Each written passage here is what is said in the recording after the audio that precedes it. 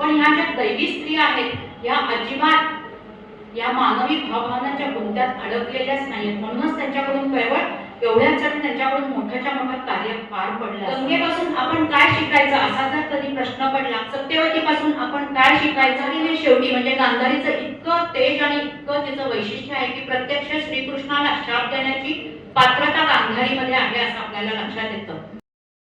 सुलभा राजीव या नावाने लेखन करणारी या प्रसिद्ध अभ्यासू लढवय्या लेखिका यांनी आज पुण्यातील भुसारी कॉलनी येथील सवंगडी ज्येष्ठ नागरिक संघाच्या कार्यक्रमात महाभारतातील प्रभावी स्त्री व्यक्तिरेखा, त्यांचे हाल अपेष्टा सुखदुःख याबद्दल, तसेच या स्त्रियांपासून आपण काय शिकवण घ्यायची याच्याबद्दल अतिशय सखोल छान मार्गदर्शन आज त्यांनी या कार्यक्रमात केले. नमस्कार सवंगड्यांनो, डिसेंबर महिन्याच्या या तिसऱ्या साप्ताहिक सभेमध्ये आपलं सर्वांचं स्वागत आहे.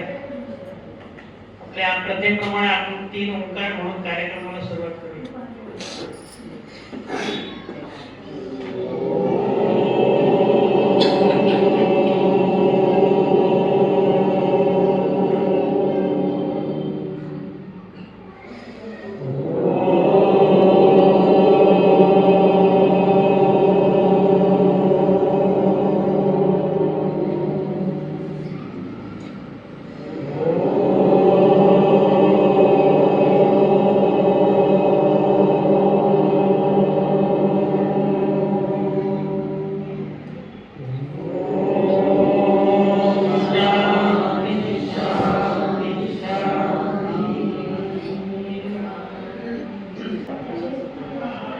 नमस्कार सवंगड्यांना, आज आपल्याकडे महाभारतातील स्त्रिया याच्यावरती व्याख्यान देण्याकरता सुलभाताई कुलकर्णी आलेल्या आहेत. त्यांचा आपण सर्वांनी टाळ्या वाजवून स्वागत करू.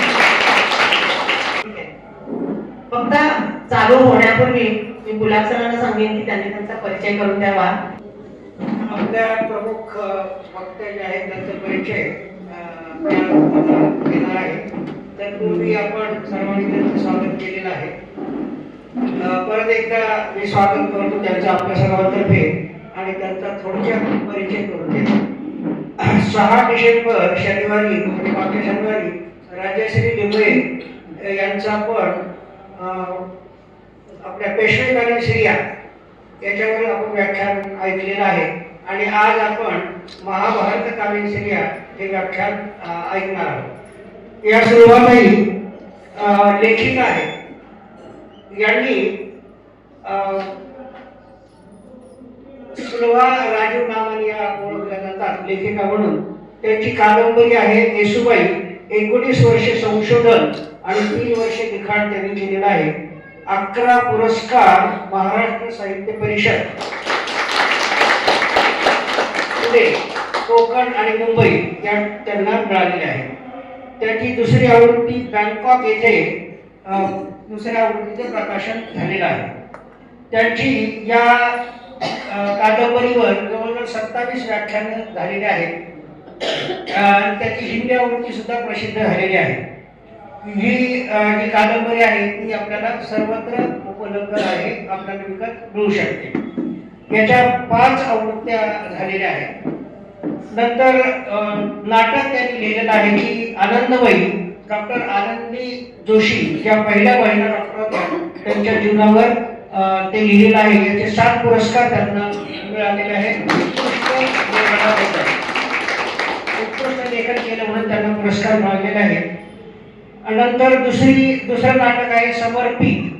पंडिता रमाबाई यांच्या जीवनचरित्रावर हे समर्पित नाटक लिहिलेलं आहे आणि महाराष्ट्र राज्य नाट्य स्पर्धेमध्ये त्यांना त्याच्यामध्ये 2 पुरस्कार मिळालेले आहेत. नंतर वादळातील दीपस्तंभ हे त्यांचं नाटक आहे. हे रणधर कर्वे यांचे जीवन आणि कार्य याच्यावर त्यांनी लिहिलेलं आहे आणि त्यालाही 3 पुरस्कार मिळालेले आहेत. नंतर स्वातंत्र्य संग्रामातील लढवय्ये हे आम्ही दोघांनी मिळून पुस्तक लिहिलेलं आहे. ज्यावेळेला भारताला स्वातंत्र्याला 75 वर्ष पूर्ण झाली, अमृत महोत्सव, त्यावेळेला आम्ही 10 पुस्तकं लिहिली.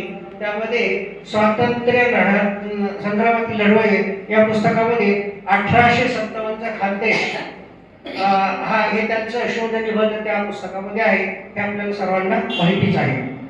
नंतर त्यामध्ये 439 क्रांतिकारक आहेत पश्चिम महाराष्ट्रातील, त्याच्यामध्ये पुणे, सातारा, सांगली, कोल्हापूर आणि अहमदनगर. सुलभाताईंचे संशोधनपर लेख खूप आहेत. नंतर त्यांना मध्यंतरी 1-2 वर्षापूर्वी कॅन्सर झाला होता आणि त्यांच्यावर त्यांनी बात करून कॅन्सरवर आन्सर हे त्यांनी पुस्तक स्वानुभवावर असं लिहिलेलं आहे आणि त्यातून त्या चांगल्या प्रकारे बऱ्या झालेल्या आहेत. नंतर नाना फडणवीस, मोहम्मद बिगळे इत्यादी पुस्तिका त्यांच्या त्यांनी लिहिलेल्या आहेत. अशा ह्या सिद्धहस्त लेखिका आज आपल्याला लाभलेल्या आहेत. त्यांनी व्याख्यान आपलं सुरू करावं. महाभारतातील स्त्रिया हा त्यांचा विषय आहे, अशी त्यांना आपल्या सर्वांच्या मी विनंती करतो. आता गुलाब सरांनी माझा खूप छान परिचय करून दिला. संस्थेच्या अध्यक्षा माननीय नीनाताई, उपाध्यक्ष राहडेताई, हे सहकारी अरुण गुलाब सर आणि आपण सगळे सवंगडी ज्येष्ठ नागरिक संघाचे सगळे सदस्य, सगळ्यांचं मी अतिशय मनपूर्वक आभार मानते की आज आपण मला या ठिकाणी आमंत्रित केलं, परत एकदा आमंत्रित केलं. याबद्दल मी आपल्या सर्वांची अतिशय मनपूर्वक आभारी आहे. इकडचा वर्ग जो आहे पुरुष वर्ग, ते मला असं लक्षात येत आहे सगळ्यांची भाषा की मागच्या शनिवारी झाल्या पेशवाईतल्या स्त्रिया, या शनिवारी आपण ऐकतोय महाभारतातल्या स्त्रिया असं करायचं काय. किती हसायला बघा, त्याचं अगदी मनापासून पटलेलं आहे, त्यांच्या मनात ते बोललेले आहे कदाचित. पण आज मला पर्याय नाही आहे महाभारतातल्या स्त्रिया ऐकण्याशिवाय. 2023 मध्ये मी या ठिकाणी आपल्याकडे आलेले होते येसूबाई या विषयावरती व्याख्यान केलं. येसूबाई या विषयावरची माझी साधारण 50-55 व्याख्यानं झाली आणि त्याच्यानंतर इतर अनेक विषय की जसं आनंदीबाई जोशी, पंडिता रमाबाई, रदो कर्वे, 1857चा खानदेश, पत्री सरकार, क्रांतिकारक, लोकमान्य टिळक या इतर अनेक विषयांवरची माझी तितकीच व्याख्यान झाली, 50-55.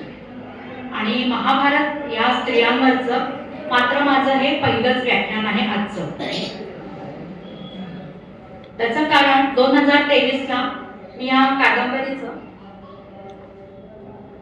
कादंबरीचं काम चालू केलेलं होतं. थोडंसं संशोधन आणि लिखाण चालू केलं आणि 24 मध्ये अचानक मला कॅन्सर लक्षात आला आणि परत एकदा त्याच गिऱ्यामध्ये मी सापडले. म्हणजे केमो, रेडिएशन, एक मेजर ऑपरेशन समोर आलं. केमो झाल्यावर पहिले 10 दिवस मी अगदी झोपून असायची, मला सहन व्हायचे नाही ते केमो. 10 दिवसांनी 11व्या दिवशी मी अशी निग्रहाने उभी राहायची की हे काम पूर्ण करायचंच आहे आणि त्यासाठी उभी राहायची. पण त्याच्या असं लक्षात यायचं की आता काही फार काम होत नाहीये. मी परत एकदा ते काम घेऊन द्यायची. दुसरी केमो सज्जच असायची मला परत घेण्यासाठी. असं करत करत 6 केमो घेतल्या, 15 रेडिएशन घेतल्या आणि फेब्रुवारी 2025 मध्ये मी या पूर्ण ट्रीटमेंट मधून बाहेर पडले. आणि मग मात्र मी उचल खाल्ली की नाही, हा कादंबरीचं काम आपण हातात घेतलं होतं ते पूर्ण करायचंच. आणि नुकतंच म्हणजे जुलै 2025ला महाराष्ट्र साहित्य परिषद इथं या कादंबरीचं प्रकाशन झालं आणि कादंबरी प्रकाशित झालेली आहे माझी.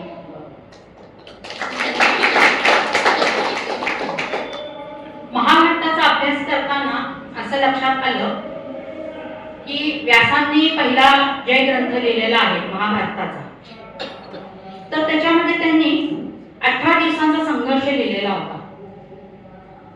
त्याच्यामध्ये त्यांना सुरुवातीला असं वाटलं की आपल्याला एक लेखनिक पाहिजे जो स्थिर बुद्धीचा आहे, ज्याची बैठक स्थिर आहे, जो ज्ञानी पण आहे आणि थोडासा मिश्किल आहे, थोडा फुलकर पण आहे, असा एखादा लेखनिक पाहिजे. त्यांना गणेशामध्ये ही सगळी लक्षणं आढळली. आणि त्याच्यानंतर आणि मग व्यासांनी त्या गणेशाला एक अट घातली की बाबा रे, सगळ्या माझ्या मी तुला एकच श्लोक सांगणार. गणेशाने पण अट टाकली की तुम्ही श्लोक सांगितल्यानंतर थांबायचं नाही, दुसरा श्लोक ताबडतोब सांगायचा. तिसरी अट व्यासांनी टाकली की प्रत्येक श्लोकाचा अर्थ समजावून घ्यायचा आणि मगच लिखाण करायचं, अशा अटी शर्ती मान्य करून त्या ग्रंथाचं लिखाण झालेलं आहे. बद्रीनाथ केदारनाथ ही खरं तर देवभूमी म्हणूनच चांगली समजली जाते. तिथं माण नावाचं एक गाव आहे, तिथं व्यास गुंफा आहे आणि त्या ठिकाणी या ग्रंथाचं लिखाण झालं असे आपल्याला संदर्भ सापडतात महाभारतामध्ये अभ्यासामध्ये. हे लिखाण साधारण 3 वर्ष चाललेलं होतं असंही आपल्याला संदर्भ सापडतात. पण आपल्या आणि देवांच्या घड्याळामध्ये खूप मोठा फरक आहे. म्हणजे आपला 1 वर्ष तर ब्रह्मदेवाची 1 रात्र फक्त. त्या हिशोबाने विचार केला तर कदाचित हे 3 दिवस, 3 सप्ताह, 3 मास असं काही असू शकतं. व्यासांनी यामध्ये 18 दिवसांचा संघर्ष लिहिलेला आहे. आता 18 आणि महाभारत याचा सुद्धा आपल्याला एक जवळचा संबंध लक्षात येतो. तो म्हणजे 18 दिवसांचा संघर्ष त्याच्यामध्ये लिहिला. या महायुद्धामध्ये 18 अंशेनी सैन्य लढलेलं आहे. 11 अंशेनी कौरवांचं आणि 7 अंशेनी पांडवांचं. त्याच्याशिवाय महाभारतामध्ये 18 पर्व आहेत. शांती पर्व, भीष्म पर्व असे 18 पर्व आहेत. गीतेमध्ये 18 अध्याय आहेत. असं हे सगळं 18 आणि महाभारत याचा एक जवळचा संबंध आपल्याला या निमित्ताने लक्षात येतो. आता महाभारतामधल्या स्त्रिया जर आपण लक्षात घेतल्या तर अनेक स्त्रिया आहेत. म्हणजे सत्यवती आहे, गंगा आहे, द्रौपदी, कुंती, माद्री, गांधारी, नंतर चित्रांगदा आहे, नंतर शुभांगी आहे, पारस्वी आहे, अशा अनेक स्त्रिया आहेत. त्याच्याशिवाय पुरुष पण आहेत अनेक. दुर्योधन, दुःशासन, सगळे पांडव, भीष्म आहेत. पण ह्या सगळ्यांमध्ये प्रत्येकामध्ये आपल्याला दैवी अंश सापडतो. म्हणजे उदाहरणार्थ आपण लक्षात घ्यावं तर गंगा ही ब्रह्मदेवांची कन्याच मानली जाते. नंतर सत्यवती ही एका अप्सरेची कन्या आहे. कुंती, गांधारी या सुद्धा यांच्यामध्ये सुद्धा दैवी अंश आहे. गांधारी तर मतीची अंश आहे असं समजलं जातं. मती म्हणजे बुद्धी देवता, तिचा अंश आहे गांधारी असं समजलं जातं. द्रौपदी तर याज्ञसेनाच आहे, यज्ञामधून प्रकट झालेली द्रौपदी आहे. अशा या सगळ्या स्त्रियांमध्ये दैवी अंश सापडतो. सामान्य स्त्री कुठलीही सापडत नाही आपल्याला महाभारतामध्ये. तर पहिल्यांदा आपण जाणून घेऊ गंगा. गंगा ही ब्रह्मदेवांची कन्या आहे. गंगेचं स्वर्गलोकात तिचं वास्तव्य असताना एकदा दरबार भरलेला असताना त्या ठिकाणी महाबीज राजा येतो.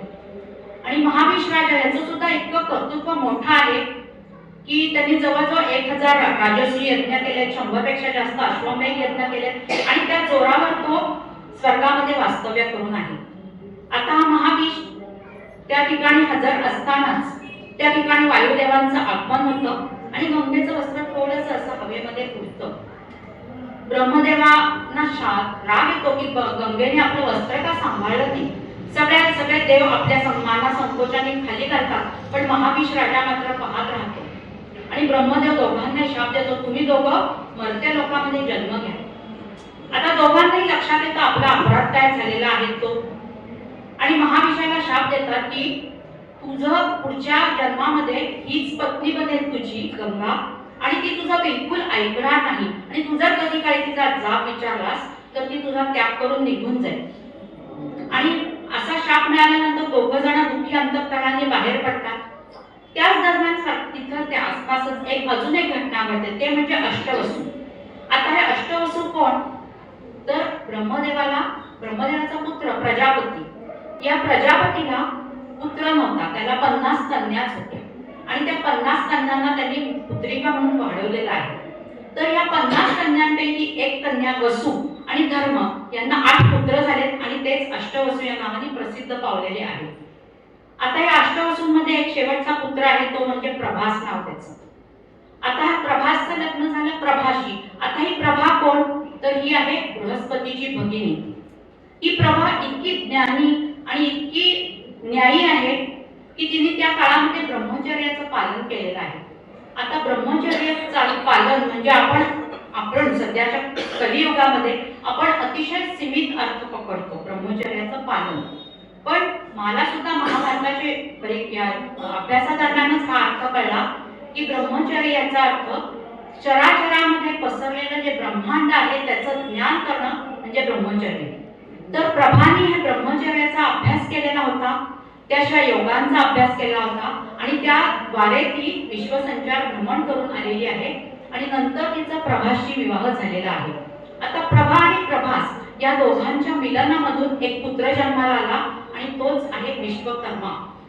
आता विश्वकर्मा ह्याचं सगळ्यांना कार्य आपल्याला ठाऊकच आहे की त्यांनी पांडवांची नगरी वसवलेली आहे, श्रीकृष्णाची द्वारका वसवलेली आहे, कंसाची लंका वसवलेली आहे, देवादिकांचे अनेक महाल बांधलेले आहेत आणि अनेक उत्तम उत्तम वास्तू त्यांनी निर्माण केलेले आहेत विश्वकर्म्याने.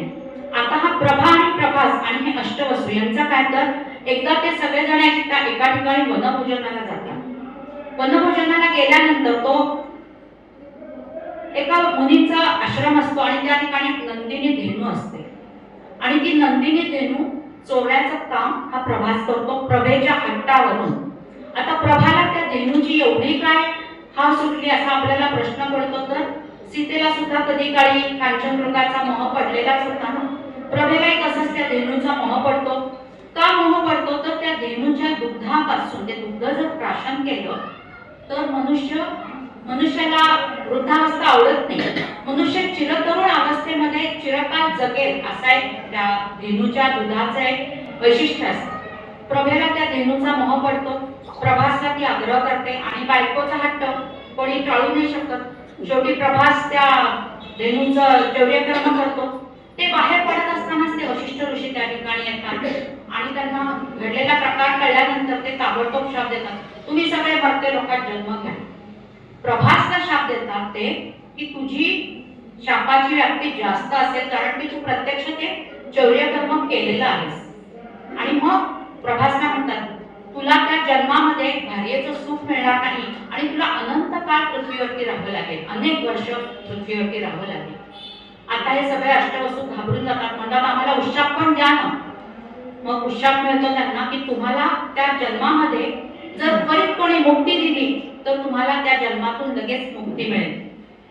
आणि मग ते बाहेर पडतात. रस्त्यामध्ये त्यांना गंगा भेटते की तिलाही मरते लोकात जन्म घेशील असा शाप मिळालेला आहे. साहजिकच हे अष्टवसू तिला विनंती करतात की आम्ही तुझ्या पोटी जन्म घेऊ, जन्म झाल्या आम्हाला तू मारून टाक म्हणजे आम्हाला मुक्ती पण मिळेल. गंगा त्यांना वचन देते. पुढे कालांतराने गंगा आणि महाविष म्हणजे जो नंतरच्या काळामध्ये शांतनू नावाने प्रसिद्ध पावलेला आहे तो, ते दोघं जण पृथ्वीवरती अवतीर्ण होतात. त्यांचा विवाह होतो आणि पहिला वसू गंगेच्या पोटी जन्माला येतो. गंगा ताबडतोब त्याला असं पायाला धरते आणि जलामध्ये अर्पण करते. असं करत करत करत 7 पुत्रांना ती जलामध्ये अर्पण करते पायाला धरून. आता ती असं पायाला धरूनच का अर्पण करते व हा प्रश्न आपल्या सगळ्यांना पडतो. तर कुठलंही पोटातून जन्मलेलं बाळ त्याला आपण असं पायाकडून तर धरत नाही, त्याला असं छातीपाशी धरतो. त्याच्यामुळे आपल्या पोटातून उमाळा काढून येतो आणि आपल्याला त्या बाळाबद्दलचं ममत्व जागवतं. पण ह्या ज्या दैवी स्त्रिया आहेत ह्या अजिबात या मानवी भावभावनांच्या गुंत्यात अडकलेल्याच नाहीत. म्हणूनच त्यांच्याकडून केवळ एवढ्यासाठी त्यांच्याकडून मोठ्याच्या मोठं कार्य पार पडलं असावं. त्याचमुळे गंगा प्रत्येकाला असं पायाला धरून नदीमध्ये जलार्पण करते. तिला सुद्धा मोह झालाच असता की मुलाला वाढवावं, थोडंसं काय झालं मागच्या जन्मात वचन दिलं होतं ते वचन तिने मोडलेलं नाहीये. तिचा जन्म लोककल्याणासाठी झालेला आहे आणि ते तिच्या डोक्यात पक्क आहे की लोककल्याणासाठी आपला जन्म आहे.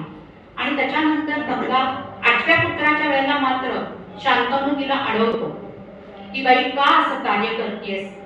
आणि मग गंगा त्याला सांगते की आता तुम्हाला जाब विचारलास, आता मी तुझा त्याग करते आहे. आणि गंगा त्या राजपुत्राला घेऊन, देवव्रत नावाने त्याला घेऊन ती त्याग करते. आणि गंगा आपल्या कार्यासाठी निघून जाते. शांतनूचा त्याग करते, संसाराचा त्याग करते. मुलांना तिने आधीच मारलेला आहे. देवव्रताला घेऊन ती निघून जाते आणि सांगते की इथून पुढे काही वर्षांनी मी तुला त्यांच्या स्वाधीन करेन. त्या देवव्रताला सांगते. गंगेपासून आपण काय शिकायचं असा जर कधी प्रश्न पडला तर आपण अलिप्तपणा शिकावा असं मला नक्कीच वाटतं. आपण बायका, एस्पेशली आपण बायका, आपण मानवी भावभावनांच्या गुंत्यात खूप अडकलेलो असतो. हा माझा मुलगा, ती माझी मुलगी, सून, जावई, आपले नातेवाईक, इतकंच कशाला घरातल्या भांड्या कुल्ल्यांमध्ये सुद्धा आपण रमतो, त्यांना सुद्धा कवटाळून बसतो. गंगेपासून काय शिकायचं तर आपण अलिप्तपणा शिकला पाहिजे. थोडंसं 20-25 वर्षामध्ये तुम्ही संसारात अडकलात तर काही वाईट नाही, पण जरा 60 नंतर आल्यानंतर अलिप्त व्हायला काही हरकत नाही ना आपल्याला सुद्धा. की थोडासा सुनेच्या ताब्यात संसार दिला, आपण अलिप्त झालं काही बिघडत नाही. गंगेपासून आपण हा गुण नक्कीच शिकला पाहिजे की अलिप्तपणा कसा असावा. गंगेचं जे आहे उगम तो आहे गंगोत्री. तिथून ती हिमालयातमधून कशी वाहत येते तसं गंगेच्या ह्याच्यामध्ये पात्रामध्ये सगळ्या औषधी वनस्पतींचं इतकं त्याच्यामध्ये अर्थ उतरलेलं आहे की गंगेचं पाणी आपण देवघरामध्ये ठेवतो. त्याच्यामध्ये तुम्ही लक्षात घ्या, वर्षानुवर्ष ते पाणी असतं, त्याच्यामध्ये जराही जीवजंतू उत्पन्न झालेला आपल्याला सापडत नाही. पण म्हणजे चाचणी घ्यायला हरकत नाही की नळाचं पाणी एखाद्या बाटलीत भरून ठेवा, ते पाण्यामध्ये तुम्हाला 8-10 दिवसामध्ये आळ्या दिसतात.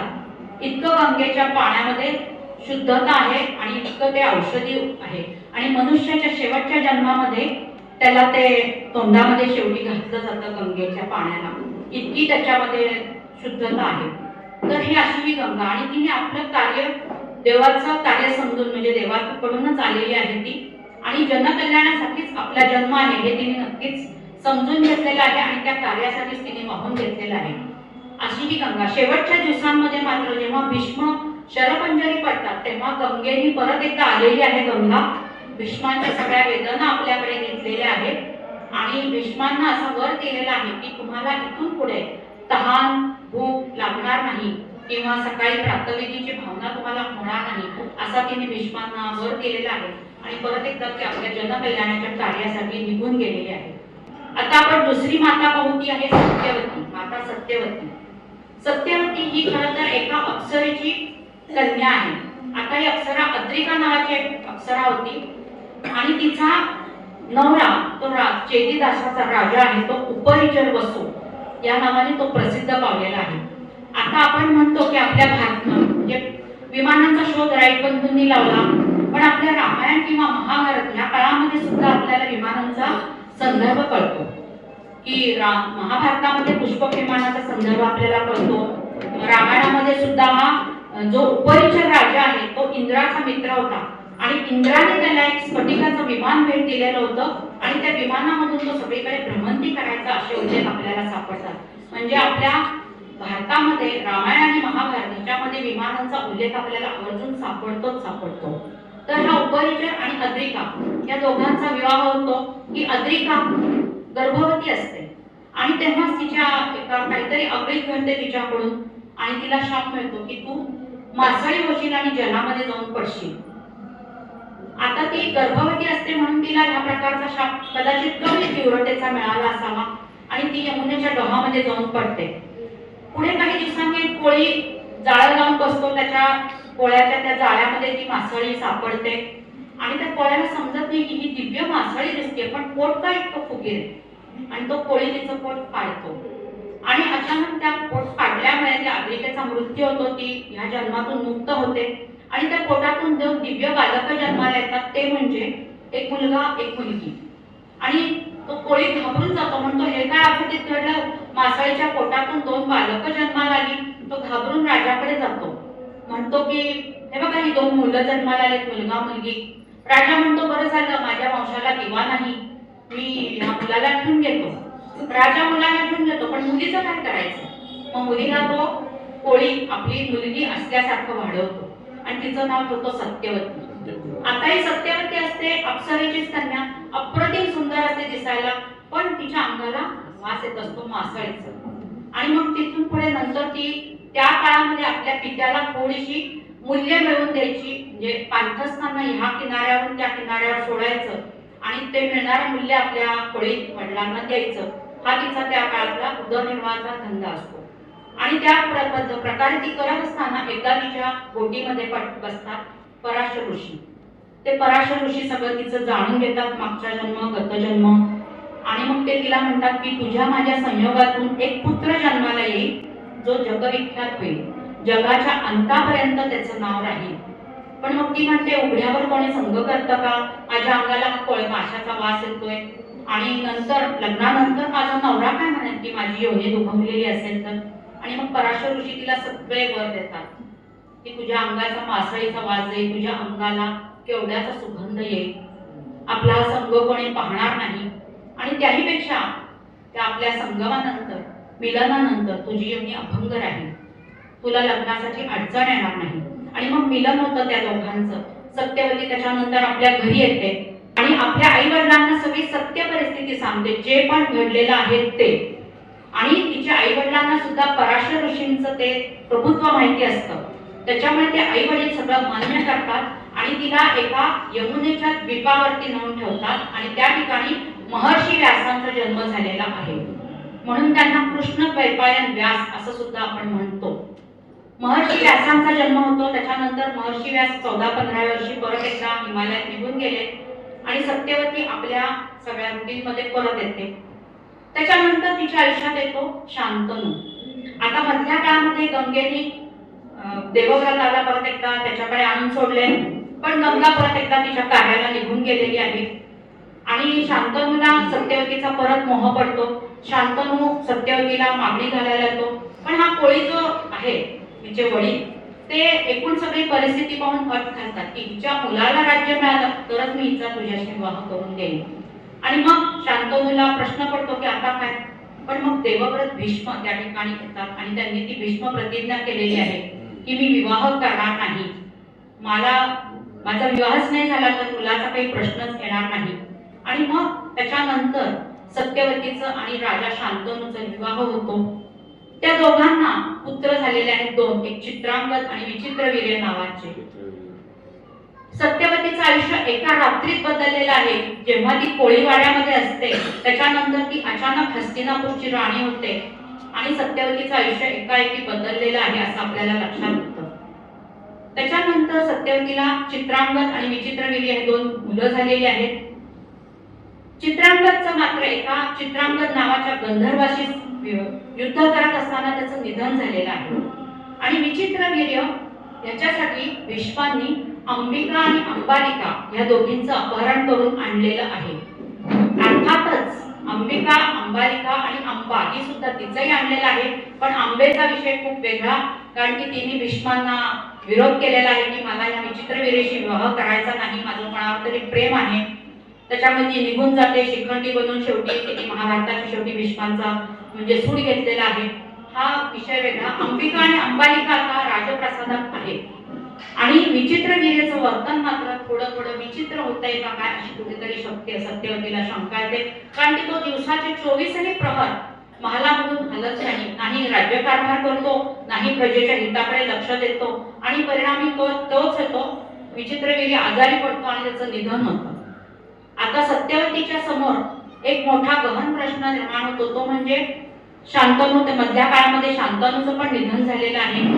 नंतर चित्रांगद निधन पावलेलं आहे, शांतनू निधन पावला, आता विचित्रवीर्य पण निधन पावला आणि त्या राजप्रासादामध्ये फक्त कोण उरले? सत्यवती, अंबिका, अंबालिका आणि भीष्म, ज्यांनी प्रतिज्ञा केली आहे की मी लग्नच करणार नाही. असा हा भीष्माचा वंश कसा चालवायचा पुढे, हा एक मोठा प्रश्न सत्यवतीच्या पुढे पडतो. सत्यवतीला योजनगंधा असं सुद्धा म्हटलेलं आहे, कारण की भविष्याचा वेध घेत तिने योजना केलेल्या आहेत, म्हणून तिचं नाव योजनगंधा सुद्धा आहे आणि त्याचा प्रत्यय आपल्याला या ठिकाणी नक्कीच येतो. सत्यवती आता योजना करते की भीष्मांना विचारते की माझ्या सुनांना तू गर्भवती कर. भीष्म म्हणतात या जगात सूर्य चंद्र जसे आढळ आहेत तशीच माझी प्रतिज्ञा सुद्धा आढळ आहे, मी मुळीच तुझ्या सुनांना हात लावणार नाही अंगाला. मग भीष्म सुचवतात की नियोग पद्धतीचे पुत्र प्राप्ती करून घे. तसंही व्यासांचं नाव खूप जगविख्यात झालेलंच आहे. सत्यवतीला प्रश्न पडतो व्यासांचा कसा काय संदर्भ सांगायचा भीष्माला, पण मग सत्यवती त्यांना सांगते, व्यासांचं स्मरण करते आणि व्यासांच्या कडून नंतर अंबिका आणि अंबालिका. अंबिका व्यासांचं रूप पाहून डोळे घट्ट बंद करून घेते, कारण व्यासांचं रूपच तसं झालेलं असतं.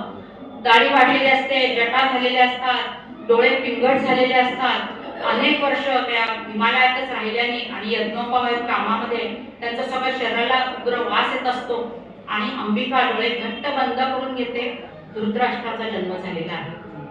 त्याच्यानंतर अंबालिका ती त्यांना पाहून पांढरी पटक पडते भीतीने. तो पुत्र झालेला आहे, जन्माला आलेला आहे पांडू, थोडासा पांढुरका आणि थोडासा आपण आजच्या काळामध्ये म्हणू की अॅनिमिक कंडिशन मधला थोडासा रोगट असा पांडूचा जन्म झालेला आहे. आणि शुभांगी दासी ही मात्र दासी आहे, तिने मात्र अतिशय शांतपणे व्यासांची पूजा करते आणि त्यांच्या स्वाधीन होते. आणि मग त्या ठिकाणी जन्म होतो. अतिशय संयमी, शांत, खंबीर अशा विदुरांचा जन्म झालेला आहे. सत्यवतीला प्रश्न पडतो की माझ्या अंबिकेचा पुत्र जन्मांध, माझ्या अंबालिकेचा पुत्र इतका पांडू इतका रोगट झाला आणि हा दासीचा पुत्र मात्र कसा इतका छान झाला. पण मग भीष्म लक्षात आणून देतात की हा सुद्धा तुझ्या व्यासांचाच अंश आहे, त्यालाही आपलंसं कर. आणि मग भीष्माने त्याच्यानंतर या तीनही लोकांना म्हणजे भीष्म, पांडू, विदुर या तिघांनाही व्यवस्थित शिक्षण दिलेलं आहे.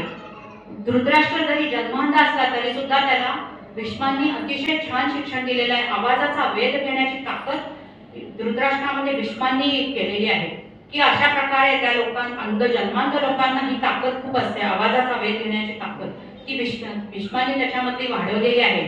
त्याच्याशिवाय शिलाजीत वगैरे त्याला खाऊ घालून त्याच्यामध्ये इतकी शक्ती त्याला प्रदान केलेली आहे की आपण महाभारताच्या युद्धाच्या शेवटी जेव्हा पांडव जेव्हा भेटीला येतात धृतराष्ट्राच्या, तेव्हा धृतराष्ट्राने त्याला कवटाळून घेतलंय भीमाला. तेव्हा पहिल्यांदा श्रीकृष्णाने त्याच्या हातामध्ये एक पुतळा दिलेला आहे. तो पुतळा त्याचा चक्काचूर करतो धृतराष्ट्र. इतकी शक्ती त्याच्यामध्ये प्रदान झालेली आहे. तर ह्या पद्धतीने सगळं झाल्यानंतर आता सत्यवतीला मात्र व्यास लक्षात आणून देतात की माते, आता तुझं कार्य, तुझी योजना ही यशस्वी झालेली आहे. पण मला पुढचा भविष्य काळ दिसतो आहे, तो म्हणजे धृतराष्ट्र, पांडू यांचे पुत्र यांच्यामध्ये मात्र कदाचित हे एकी राहणार नाही. त्यांच्यामध्ये मात्र खूप संघर्ष होण्याची शक्यता आहे, जो तुला पाहणार नाही आणि तुझ्या सहनही होणार नाही. त्याच्याऐवजी तू आता वानप्रस्थाश्रम स्वीकार, ते तुझ्या हिताचं राहील. आणि मग नायलाज असतं किंवा व्यासांचं म्हणणं मानून सत्यवती, अंबिका, अंबालिका या तिघी जणी वनामध्ये गेलेल्या आहेत आणि वनामध्येच त्यांचं वयाच्या नंतर त्या वृद्धापकाळामुळे त्यांचं निधन झालेलं आहे. सत्यवतीपासून आपण काय शिकायचं तर कुठलीही परिस्थिती, कितीही बिकट परिस्थिती आपल्या समोर आली तरी सुद्धा गडबडून न जाता योजना करायची, भविष्याचा वेध घ्यायचा आणि योजना करायची आणि त्यानुसार मार्ग काढायचा, हे आपल्याला सत्यवती प्रामुख्याने आपल्याला सांगते असं नेहमी मला वाटतं. म्हणजे सत्यवतीचं नाव सुद्धा योजनगंधा असंच ठेवलं गेलेलं आहे. ते सुद्धा याच ह्याच्यातून विचारांमधून आलेलं असावं असं कुठेतरी मला वाटतं. आता आपण तिसरी माता पाहू, ती म्हणजे गांधारी. गांधारी ही खरं तर मतीचा अंश आहे असं सांगितलं जातं. मतीचा अंश, मती म्हणजे बुद्धी देवता. पण बुद्धीच्या देवतेने जर डोळ्यांवरती पट्टी बांधून घेतली तर काय परिणाम येतात हे आपल्याला महाभारतामध्ये लक्षात येतात. की बुद्धीच्या देवतेने डोळ्यांवर पट्टी नाही बांधून घ्यायची. बुद्धीच्या देवतेने सगळं डोळसपणे सगळ्या गोष्टींचा अभ्यास करायचा आणि त्यानुसार निर्णय घ्यायचे. पण गांधारीने मात्र, मतीचा अंश आहे गांधारी, तिने डोळ्यांवर पट्टी बांधून घेतलेली आहे. खरं तर गांधारी ही जन्मांध नव्हती. सुबद देशाची ती राजकन्या, ती जन्मांध नव्हती. तिने सगळा सूर्य उगवताना पाहिलेला आहे, मावळताना पाहिलेला आहे. सृष्टीतले अनेक रंग तिने उपभोगलेले आहेत. त्या रंगांचं तिने महत्व जाणलेलं आहे. आणि ती शंकराची खूप मोठी भक्त पण होती. आणि असं असताना तिच्या समोर एकदा भीष्म प्रस्ताव घेऊन येतात की धृतराष्ट्राशी विवाह करण्यासाठीचा. मग गांधारी तिच्या स्वभावानुसार सगळं जाणून घ्यायला सुरुवात करते आणि गांधारीला लक्षात यायला लागतं की धृतराष्ट्र जन्मांध आहे. त्याच्याशिवाय तो हस्तिनापूरचा राजा नाही. त्या ठिकाणी राज्य करतोय पांडू. तो भलेही कनिष्ठ असेल पण तो पांडू जन्मांध नसल्यामुळे त्याच्याकडे राज्याचा शकट आहे. आणि मग तरीही आपल्या वडिलांनी त्याच्याशी लग्नाचा विषय का केला हे गांधारीला प्रचंड म्हणजे संताप होतो. आणि ती त्या संतापाच्या ह्याच्यामध्ये डोळ्यांवरती पट्टी बांधून घेते. तो काळ असा नव्हता की आपल्या मुलीने आपल्या वडिलांना विरोध करायचा आणि सांगायचं मी नाही या मुलाशी लग्न करणार, मी माझं कोणीतरी ठरवलेलं आहे, असा तो काळच नव्हता. तो काळ आता आहे, तो काळ तसा नव्हता. त्याच्यामुळे गांधारी निमूटपणे वडील सांगतील त्या ठिकाणी विवाहाला तयार होते. शकुनी तिचा भाऊ आहे.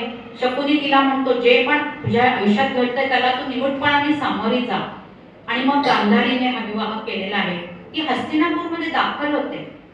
दाखल झाल्यानंतर तिच्या हळूहळू लक्षात यायला लागतं की धृतराष्ट्र जरी जन्मांध असला तरी त्याच्या वेध घेण्याची ताकद त्याच्यामध्ये खूप आहे, शक्ती पण त्याच्यामध्ये खूप आहे.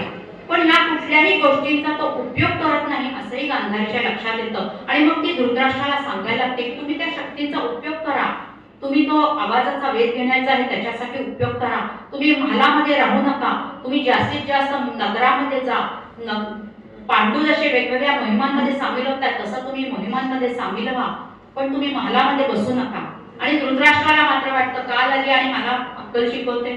धृतराष्ट्राने कधी तिला कधी गंभीरतेने घेतलेलं नाहीये. गांधारीला त्याच्यानंतर दिवस जातात, गांधारीला 2 वर्ष होतात तरी पण तिला दिवस गेलेलेच असतात आणि कंटाळते ती. म्हणते हे काय पोटामध्ये माझ्या 2 वर्ष झाले, आता बाळ कसं जन्माला येत नाही. एकदा ती अशी घाईने आपल्या पोटांवरती असा प्रहार करते आणि एक मांसल गोळा पोटातून बाहेर पडतो.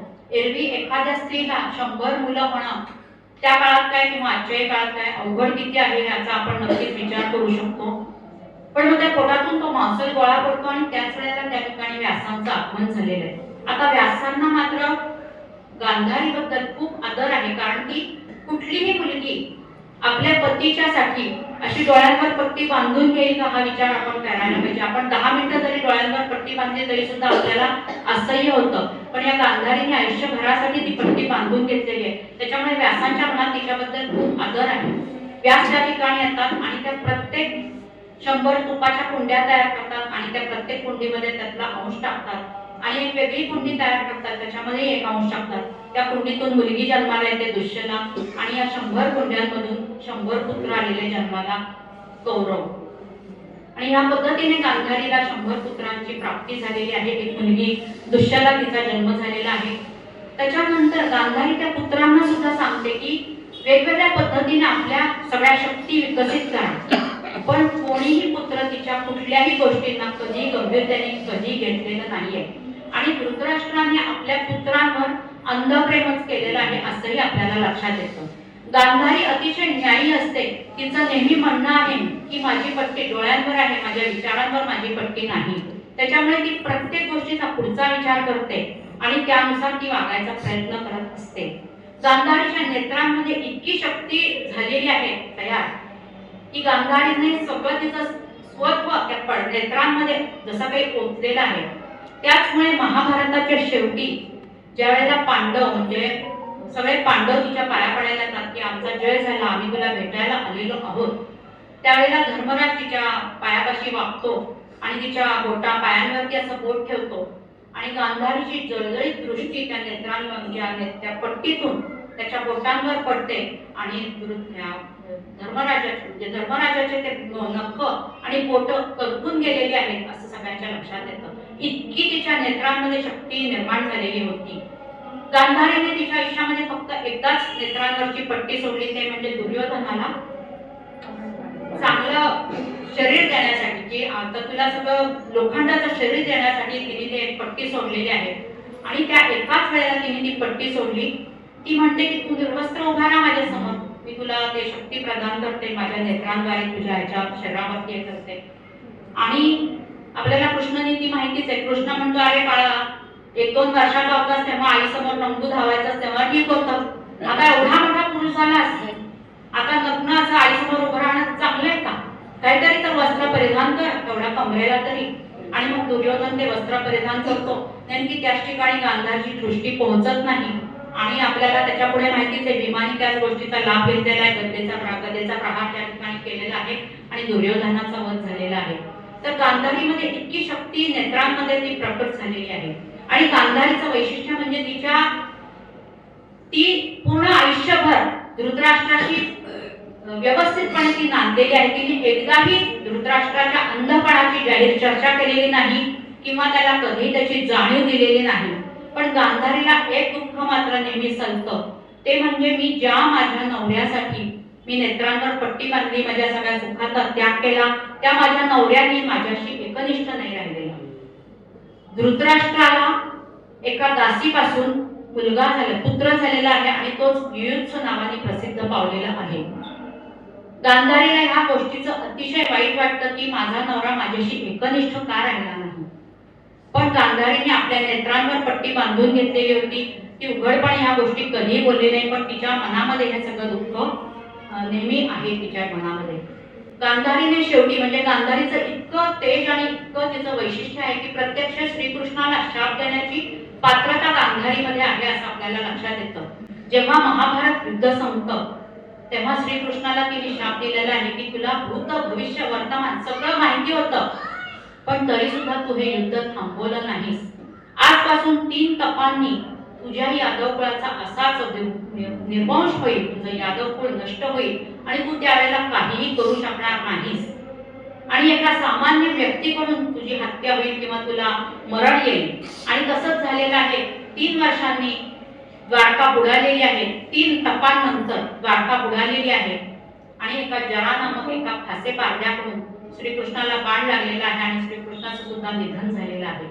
म्हणजे गांधारीच्या एकूण हिच्यामध्ये आयुष्यामध्ये एवढा मोठा तिचा वाटा होता. या नेत्रांवरती पट्टी बांधल्यामुळे तिचं सामर्थ्य सगळीकडे वाढत चाललेलं आहे. गांधारीने पूर्ण महाभारत युद्धामध्ये 18 दिवस कधीही दुर्योधनाला असा वर नाही दिला की यशस्वी हो, तुझा जय होईल, असा वर तिने कधीही दिलेला नाही. ती प्रत्येक दिवशी त्याला म्हणालेली आहे जिकडे धर्म असेल तिकडेच त्याच पक्षाचा जय होईल, जिकडे धर्म असेल त्याच पक्षाचा जय होईल. म्हणजे इतकी गांधारी धर्माला धरून राहिलेली आहे. द्रौपदीचं जेव्हा वस्त्रहरण होतं तेव्हा कौरवांनी जाणून बुजून तिला त्या सगळ्यांच्यापासून म्हणजे फक्त द्यूत खेळलं जाणार आहे राजदरबारात एवढीच तिला कल्पना दिलेली आहे. हे नंतरचं वस्त्रहरण घडलं त्याही वेळेला गांधारीला त्यांनी काही कल्पनाच नव्हती. गांधारी ज्या वेळेला त्या ठिकाणी येते तेव्हा गांधारी प्रचंड प्रमाणामध्ये संतापलेली आहे की कुठल्या दिशेने चालली तुमची आपल्या सत्तेची लालसा. थोडीशी तरी लाज बाळगा आपल्या भोजईच्या वस्त्राला हात घालण्याचं तुम्ही धाडस केलं. कदाचित गांधारी त्या ठिकाणी आधीच असती तर कदाचित ते द्रौपदी वस्त्रहरणाचा प्रसंग घडलाच नसता असंही आपल्याला म्हणायची वेळ येते. पण तो प्रसंग घडून गेलेला आहे. पण गांधारीला मात्र या सगळ्या प्रकारापासून सगळ्या कौरवांनी लांब ठेवलेला आहे. ही गोष्ट नक्कीच खरी. तर अशी गांधारी म्हणूनच नेहमी आपल्याला वाटतं की स्त्रीने शक्ती युक्ती सगळं वापरून संसार करावा पण मती मात्र गमावू नये. मतीवर पट्टी बांधली तर मात्र काय होतं हे आपल्याला महाभारत काळामध्ये आपल्याला लक्षात येतं. आता आपण चौथी आणि 5वी माता पाहू ती म्हणजे कुंती आणि माद्री. कुंती ही खरं तर कुंती भोजाची कन्या आहे. अगदी लहान 6-7 वर्षांची होती तेव्हाच तिला दुर्वास मुनींच्या स्वाधीन केलेलं आहे कुंती भोजानी की त्यांच्या सेवेमध्ये त्यांनी अर्पण केलेले की ही लहानशी मुलगी फळ फूल आणेल, तुमच्या पूजेची तयारी करेल, कंदमुळं आणेल आणि अशा प्रकारे कुंतीला स्वाधीन केलेलं आहे. कुंतीला जेव्हा दुर्वास मुनींचे ते सगळे झालेले आहेत नंतरच्या काळामध्ये कुंतीला ही खंत वाटलेली आहे की एखाद्या गोष्टीचं जेव्हा आपण म्हणजे प्रात्यक्षिक जसं आपण पाहत असतो किंवा हा प्रयोग आम्ही केला त्याचे रिझल्ट काय आहेत हे पाहण्यासाठी माझा प्यादासारखा व्यापार केलाय का दुर्वास मुनींनी असे कुंतीचे विचार आहेत नंतरच्या काळामध्ये. पण ती इतकी लहान आणि 6-7 वर्षांची ती बालिका असते. ती दुर्वास मुनींच्या त्या ठिकाणी सेवेमध्ये असते. दुर्वास मुनी जवळजवळ 2 वर्ष ते सगळे चाललेले असतात यज्ञ. त्याच्यानंतर दुर्वास मुनी तिला बोलवतात बसवतात आणि त्या ठिकाणी ते कुंतीला सांगतात की 6 मंत्र मी तुला आज सांगणार आहे शिकवणार आहे. आणि ते 6 मंत्र अभिचार मंत्र असतात ते मंत्र आणि ते कुंतीला त्या ठिकाणी शिकवतात आणि 6 वेळा तिच्याकडून ते पठण करून घेतात. कुंतीला वाटतं पाठांतरच करून घेतलं असेल आपल्याकडून दुर्वास मुनींनी आणि त्याच्यानंतर दुर्वास मुनी निघून जातात आणि ते सांगतात की ह्या मंत्रांचं पठण केलं जर तू म्हटलास हा मंत्र तर एखादी समोरची देवता तुला वश होईल आणि ती तुला फळ देईल. आता ते फळ कुठल्या प्रकारचं हे काही त्या लहान मुलीला समजतच नाही. तिला वाटतं फळ म्हणजे सफरचंद की पेरू चिक्कू असं काही फळ असू शकतं. तिला हे मुलगा रूपी फळ असेल हे काही तिला समजतच नाही. अगदी लहान म्हणजे कुंतीला जेव्हा कर्ण झालेला आहे तेव्हा कुंतीचं वय अवघं 9 वर्षांचं आहे. 9 वर्षांच्या मुलीला काय कळतं हो की फळ म्हणजे काय आहे. तर ह्या पद्धतीने ती दुर्वास मुनी निघून जातात आणि त्याच्यानंतर कुंती एकदा हे सगळं नगराच्या बाहेर घडतात. त्या सगळ्या गोष्टी नदी किनारी एक झोपडी बांधून किंवा कुटी बांधून त्या ठिकाणी कुंती आणि तिची दासी राहत असते आणि या सगळ्या गोष्टी नगराच्या बाहेर घडतात. आणि एकदा कुंतीला सूर्यनारायणाचं सगळं ते पाहून तिला वाटतं की अचानकपणे तिच्या मनामध्ये ते अभिचार मंत्र रुंजी घालायला लागतात आणि नकळतपणे ती ते मंत्रांना सगळे आवाहन करते आणि सूर्यनारायण म्हणजे प्रत्यक्ष सूर्यनारायण नसेल, कदाचित सूर्यासारखा एखादा तेजस्वी तरुण आला असेल आणि मग तो ते सूर्यनारायण म्हणतात की चल सिद्ध हो माझं फळ घ्यायला. ती म्हणते कोणतं फळ? ते म्हणतात तुला आता माझ्याकडून पुत्ररूपी फळ मिळेल. आणि कुंती म्हणते नाही नाही, मी नाही हे फळ स्वीकारू शकणार, माझं लग्न पण झालेलं नाहीये. मग ते म्हणतात तू मला आवाहन करण्याआधीच त्याचा विचार करायला हवा होतास. आता तर तुला फळ घ्यावंच लागेल. तरी माझ्यावरती ऋषींचा कोप होईल आणि माझ्यावरती कोप झाला तर ते काही म्हणजे ब्रह्मांडाला खरं नाही ठरणार. ते तुला माझ्याकडून फळ घ्यावंच लागेल. आणि मग कर्णाचा जन्म झालेला आहे. कुंतीकडून ही गोष्ट लग्नाच्या आधी घडलेली आहे. त्याच्यानंतर कुंतीला त्या सगळ्या गोष्टींचा अतिशय पश्चाताप होतो की आपण काय ह्या पद्धतीने वागलो, आपल्याकडून नकळत हे सगळं घडलेलं आहे. पण ही सगळी गोष्ट ती पित्यापासून लपवून ठेवते, कारण की तिला नगरातल्या लोकांचंही भय वाटायला लागतं की त्यांना कळलं तर ते तरी मला काय म्हणतील. आणि मग ती दासीच्या मदतीने त्या कर्णाला एका पेटीमध्ये ठेवते आणि नदीमध्ये अर्पण करते. पुढे तो अधिरथाला सापडलेला आहे, कर्ण म्हणून जगविख्यात झालेला आहे. ही गोष्ट नंतरची. आता कुंती परत एकदा आपल्या नगरात परत येते आणि पांडूसाठी तिला मागणी घालायला भीष्म येतात. कुंती हस्तिनापूरमध्ये दाखल होते आणि पांडू मात्र आपल्या सगळ्या कार्यामध्ये मग्न असतो. वेगवेगळ्या ठिकाणी जायचं आणि त्या ठिकाणी नंतर गेल्यानंतर त्या ठिकाणावरून युद्धासाठी निघून जायचं, असं पांडूचं सगळं काम चाललेलं असतं.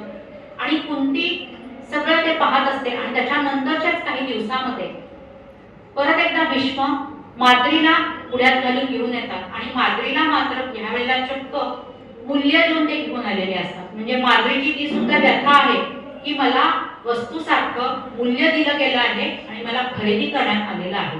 माझ्या भावभावनांचा विचार नाही केला गेला, मला मूल्य देऊन खरेदी केलेलं आहे आणि मला आणलं गेलेलं आहे. ही माद्रीची सुद्धा नंतरच्या काळामध्ये खंत आहे. आणि कुंती आणि माद्री या दोघी जणी हस्तिनापुरात असतानाच पांडू एका मोहिमेला गेलेला आहे. खूप दिवसांच्या मोहिमेनंतर परततो आणि मग विश्रांतीसाठी जंगलात जातो, वनामध्ये जातो. कुंती आणि माद्री पण जातात आणि आता त्या दोघींना असं वाटत असतं की आता चला, आता राजघराण्यापासून आपण लांब आलेलो आहोत. आपलं लग्नही नुकतंच झालेलं आहे. नवथर जशा नववधू असतात तशा दोघी जणी नवऱ्याभोवती रुंजी घालत असतात आणि अचानक ती घटना घडते. किंदम ऋषीचा शाप पांडूच्या वाट्याला आलेला आहे की पत्नीशी समागम करत असतानाच तुझं निधन होईल. आणि मग दोघी जणी विखरूनच जातात. म्हणजे कळत नाही त्या दोघींनाही की काय करायचं आता, की आपल्या नवऱ्याला हा शाप मिळाला, आता आपल्याला मुलं कशी होणार. पण हे सगळं वनामध्ये घडतं. त्याच्यामुळे किंदम ऋषींचा शाप या दोघींनाही असं वाटतं की आता काय करायचं. खरं तर कुंतीजवळ 5 मंत्र शिल्लक असतात. एक मंत्र कर्णासाठी वापरलेला आहे, 5 मंत्र शिल्लक असतात. पण ती पांडूला बिलकुल दाद देत नाही. म्हणते मला माहिती नाही आता कसे पुत्र तयार करायचे, कसे प्राप्ती करायची. आणि एकदा पांडूला कोणीतरी बोलतं की तुला पुत्र झाल्याशिवाय तुला स्वर्गामध्ये प्रवेश नाही. मग पांडू म्हणतो मला स्वर्गामध्ये प्रवेशच मिळणार नाही पुत्र झाल्याशिवाय. आणि मग कुंती एका निकराच्या क्षणाला पांडूला सगळ्या सत्य परिस्थिती सांगते आणि म्हणते तुमची जर संमती असेल तर मी नियोग पद्धतीने पुत्रांना जन्म देऊ शकते.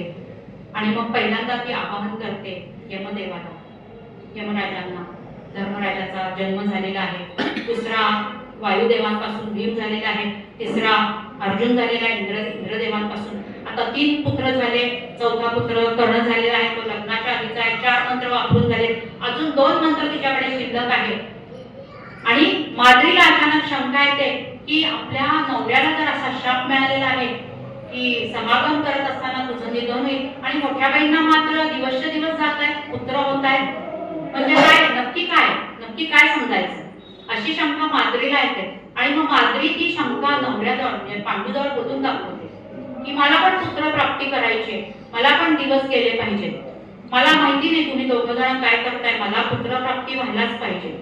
आणि मग पांडू कुंतीला सांगतो की बाई ते अभिचार मंत्र माद्रीला पण शिकव. आणि मग कुंती माद्रीला अभिचार मंत्रांचं हे प्रदान करते ती शक्ती. आणि माद्री हुशार आहे. माद्री म्हणजे रूपगर्विता म्हणून तिचा महाभारतामध्ये सगळीकडे उल्लेख आपल्याला सापडतो. अतिशय सुंदर होती माद्री, अप्रतिम सुंदर होती. आणि सोनेरी केस असे असायचे, लांब सडक तिचे केस, सुंदर अंगयष्टी, गोरापान रंग, असं तिचं सौंदर्य आपल्याला सगळीकडे सापडतं.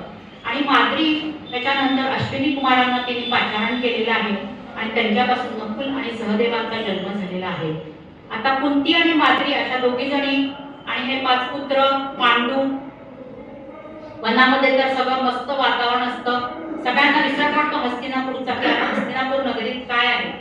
आणि असं सगळं असतानाच एके दिवशी मात्र माद्री वनात गेलेली असताना पांडूला एका प्रसंगात तिचा मोह पडतो आणि किंदम ऋषींचा शाप खरा ठरलेला आहे आणि पांडूचं निधन झालेलं आहे त्या ठिकाणी.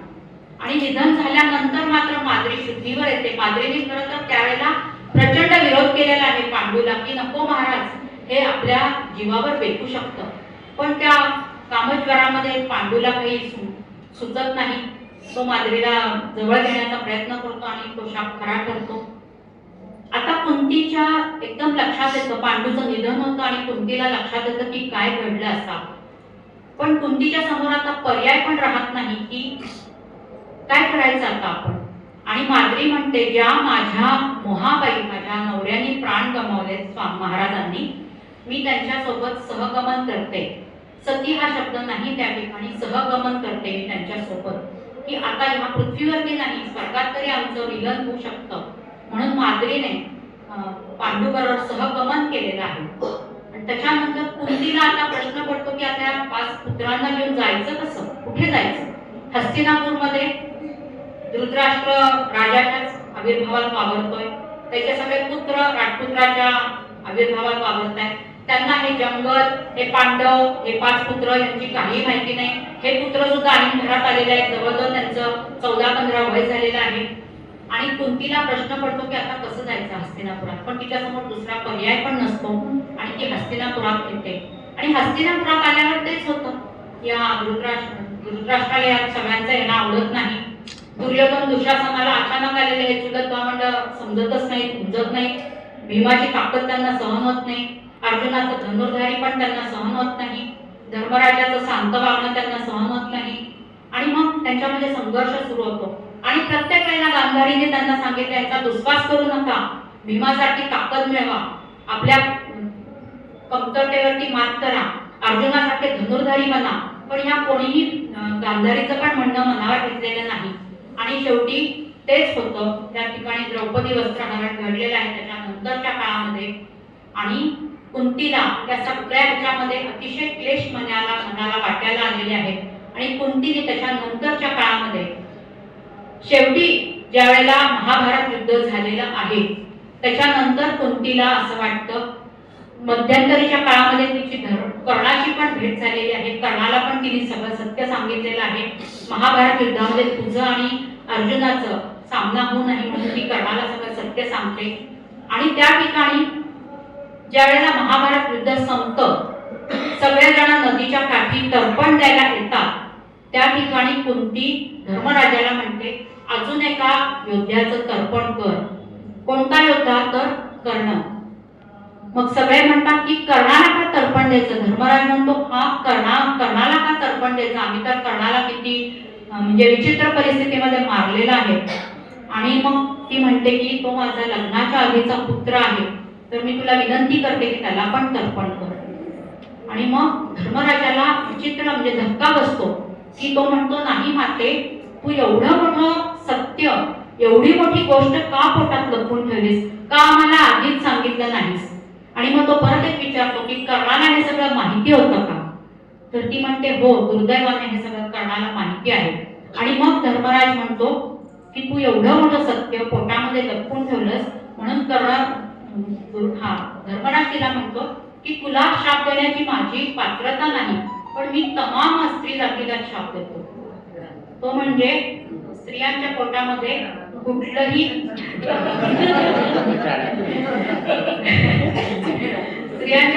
कुठलंही सत्य लपणार नाही. हा शाप धर्मराजाचा आपल्याला अजून होतोय. जरा काही खुट्ट आपल्याला कळलं की नवऱ्याला सांगा, बायकोच्या बाईला सांगा, मुलांना सांगा, मुलीला सांगा, गावभर सांगत सुटतो आपण. नाही, आपल्याकडे खरं आहे ना, धर्मराजाचा तो शाप आहे की आपल्या पोटामध्ये जराही सत्य लपणार नाही. हा धर्मराजाने तिला शाप दिलेला.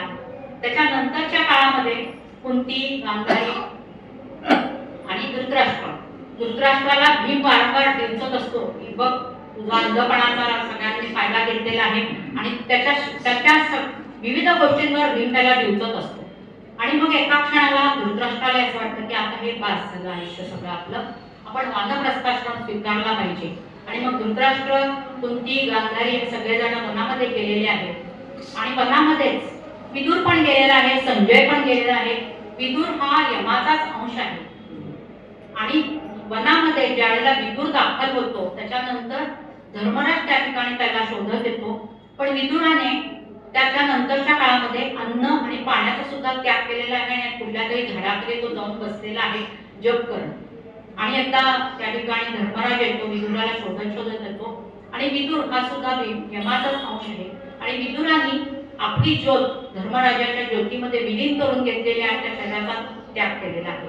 म्हणजे अशा पद्धतीने विदुराचं निधन झालेलं आहे असं आपल्याला लक्षात येतं.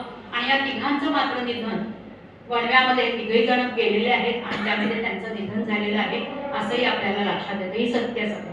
तर कुंती आणि माद्रीपासून आपण काय शिकायचं तर आयुष्यामध्ये संकट येतातच, आपल्या प्रत्येकीच्या आयुष्यामध्ये संकट येतात, पण त्या संकटांवर मात करत कसं पुढे सरकायचं हे आपण कुंतीकडून शिकलं पाहिजे. आणि माद्रीकडून काय शिकायचं तर नवऱ्याच्या प्रती किती निष्ठा आपण ठेवून राहायला पाहिजे, इतकी ही निष्ठा आपल्याला माद्री शिकून जाते, हे आपल्याला नक्कीच लक्षात येतं. आता आपण शेवटचीच माता पाहू, द्रौपदी. द्रौपदीबद्दल काय सांगायचं. महाभारत नाव घेतलं की आपल्याला द्रौपदीचं स्मरण झाल्याशिवाय राहत नाही. किंबहुना महाभारत आणि द्रौपदी आणि महाभारत हे अत्यंत जवळचं समीकरण आहे असं सुद्धा आपल्याला लक्षात येतं. द्रौपदी ही द्रुपदाची कन्या. द्रुपदाने अत्यंत सूड भावनेने तो यज्ञ केलेला आहे. द्रोणांचा सूड घेण्यासाठी द्रुपदाने तो यज्ञ केलेला आहे. मनामध्ये अत्यंत सुडाची भावना ठेवून द्रुपदाने तो यज्ञ केलेला आहे आणि त्या यज्ञामधून दृष्टद्युम्न आणि द्रौपदीची निर्मिती झालेली आहे. त्यांचा दोघांचा जन्म त्या ठिकाणावरून झालेला आहे.